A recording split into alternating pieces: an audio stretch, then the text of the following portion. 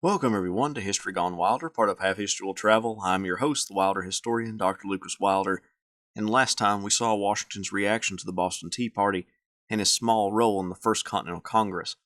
Now we join him as he attends the Second Continental Congress.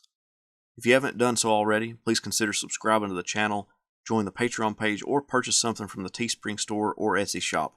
Every little bit helps. Thank you.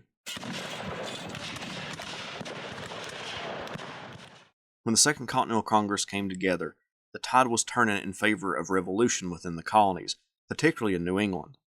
The battles of Lexington and Concord had already been fought, and now militiamen had taken over Fort Ticonderoga in New York from a small garrison of British troops. New England was preparing for war, and that became their main concern when the Congress met. Washington was placed on two committees to answer two questions. One, how was New York and other colonies to deal with British soldiers within their borders, and two, how will New England supply its troops? Will supplies come from other colonies? Washington's role had significantly changed from the first Congress to the second.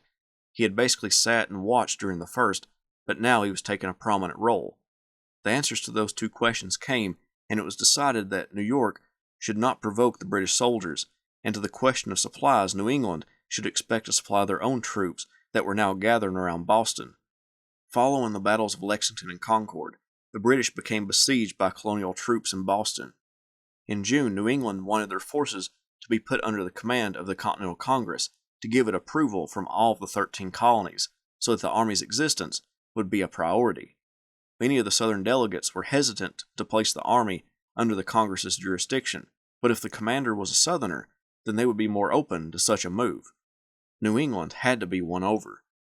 John Adams had come to respect the Virginian, and he believed that placing Washington in command of the Army would be the best way to nationalize the effort, a Southerner in command of New Englanders.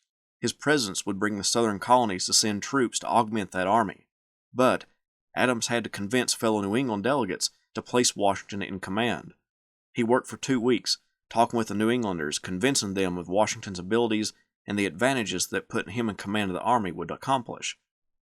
Washington, knowing what was going on behind closed doors, began to wear his military uniform from Virginia's army, to not so subtly insinuate that he was ready to take the position.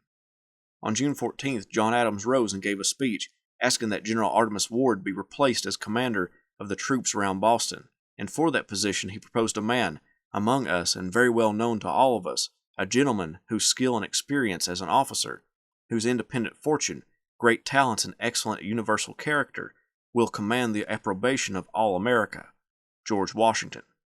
When his name was mentioned, Washington left the building to allow the delegates to debate and speak freely. On June 15th, the Continental Congress created what would be termed the Continental Army. George Washington was named the commander-in-chief of that army.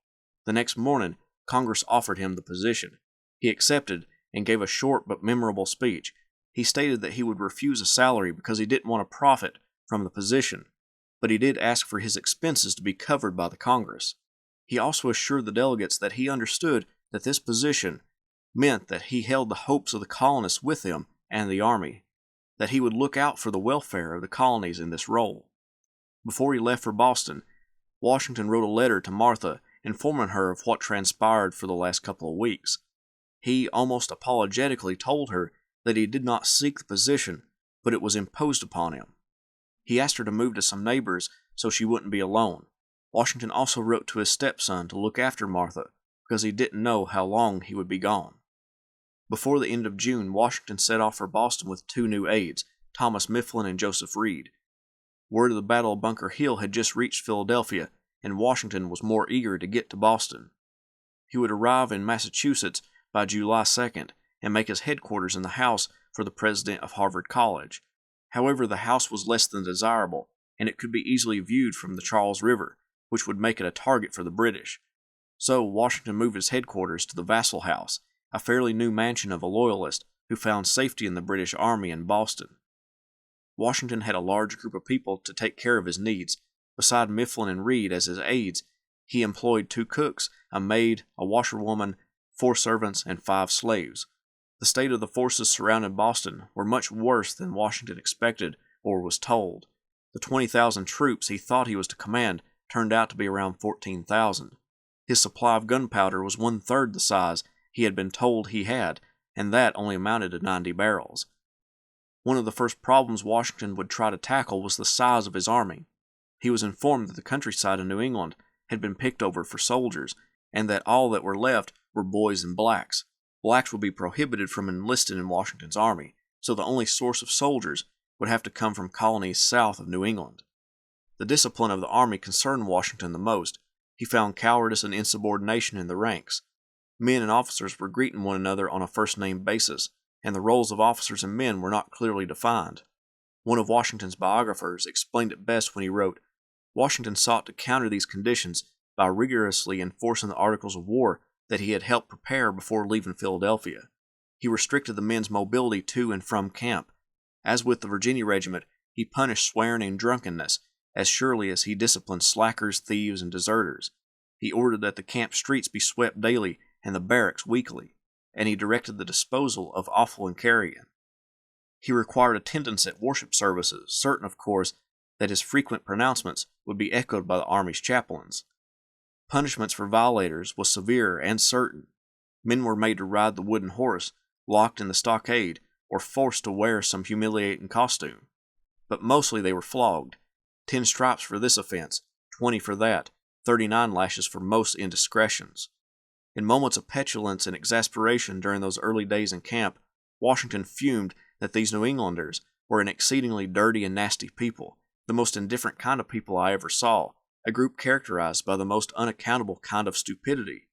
But in his more dispassionate moods, Washington more correctly blamed their lack of discipline on the principles of democracy which so universally prevail, and on the leveling spirit, the sense of egalitarianism, which infused the region.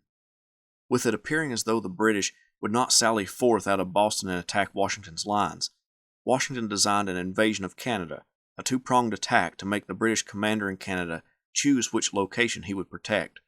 To lead this expedition he chose Benedict Arnold, a man with little military experience aside from helping capture Fort Ticonderoga a few months earlier. However, Arnold impressed Washington, and the army commander felt that Arnold was the sort of man who could lead such an invasion. Washington would give him a rowdy bunch of Pennsylvania and Virginia riflemen who had recently come into camp. These men were frontiersmen and excellent marksmen. As they traveled from the respective colonies to Boston, they would put on demonstrations for locals, having a man hold a target between his legs and at 60 yards shoot the bullseye out of the target. These men didn't adhere to discipline, and Washington, not wanting to send them back, decided to send them to Canada with Arnold. That fall, a committee of 3 from the Congress went to consult with Washington about further actions against the British. They hit him with 2 directives. One, they wanted him to attack Boston. If he needed troops, they gave him the authority to call up as many militiamen as he could. This was a plan that Washington had thought about considerably, but his subordinates were less than excited about such an attack. Also, the Committee of 3, which included Benjamin Franklin, informed him that the pay of all officers would need to be reduced. Washington held a council of war, and the officers agreed that attacking an entrenched British army would be disastrous, and if the pay was reduced, it would be nearly impossible to form up another army next year. The 3 men acquiesced to Washington's assessment. Congress would give in to Washington's demands, and Washington would try to make happen the desires of Congress. That fall, Washington began creating the American Navy. By Christmas, 7 ships were already in the fleet, and 13 were scheduled to be constructed. Washington now realized that the war would not be over with quickly, and reconciliation was no longer an option. He received reports that the British were planning to land troops in New York to widen the theater of operations. Also, congressmen were now calling for a war of independence, rather than reconciliation and a change in taxation and representation. The war was going to be a long one, and Washington would need to fashion this army to last for as long as this war would last. The war would be short, though, if Washington could not get his men to re-enlist. The casualties from the Battle of Bunker Hill and the casualties due to sickness running rampant throughout the camps brought the realities of war to New England. Families had lost sons, brothers, and fathers in this war already, convincing many to go home instead of staying. Connecticut's enlistments were the first to come up. Washington watched as nearly all of the regiments marched away, back to their province.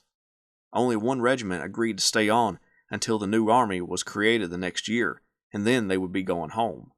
The only solace that Washington got was that he heard that the British inside Boston were destroying the cobblestone streets in the city to use them in the building of fortifications to throw back an American attack.